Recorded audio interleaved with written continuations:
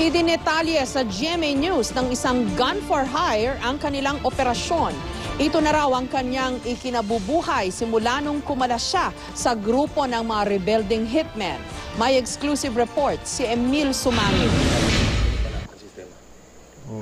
6 na taon daw nagsilbing hitman ng kilabot na hit squad na Alex Bongcayaw Brigade si Cadencio. Trabaho namin yung kunin yung mga target namin na yung mga may record sa NPA. Yun ang pinatay namin.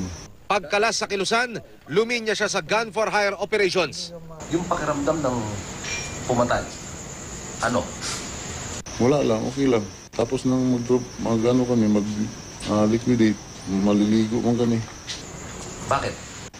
Para maalis yung mga yung maramdaman mo na nakita mo yung pagbaril mo.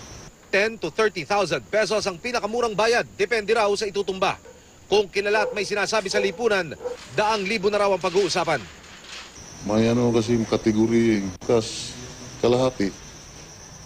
Pagkatapos ng trabaho, kunin namin ang balance. Mula Mindanao, nakakarating daw si Cadencio sa Luzon at Visayas. Yung traffic, yung area, motor ang gagamitin namin. Ikaw ba ang may hawak ng manibela? Paano? Hindi, iba ang magbumaniho. Ako lang ang bumba. Doon aangkas na lang ako. Kung medyo mainit na raw sa pulis, ipinapasa niya sa ibang kasamang hitman ang trabaho, lalo na kung mabigat ang itutumba. Kadalasan, 1 linggong nagtatagal ang surveillance, kabilang na ang lugar na daraanan. At sa wala raw CCTV nila, ginagawa ang krimen. Kalibre 45 ang pinagagamit na baril ng mga handler niya. Isang putok lang, tumba na kaagad. Hindi na dagdagan pang putok. Sayang yung bala kasi. Yung baril, paano? Sa uli namin sa kanila, i-dismantle namin para baka traidorin ka. Pagkatapos ng trabaho, susubaybayan niya sa balita at ang pag-usad ng investigasyon. Minsan daw para iligaw ang investigasyon, ibang estilo ang ginagawa. Pag kunti lang, hindi namin barilin.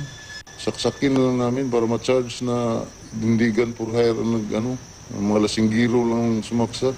Mga katulad niyang may edad na, ang kadalasang nire-recruit. Yung mga bata raw kasi madaling masundan ng investigasyon. Para kay Cadencio, easy money ang trabahong ito.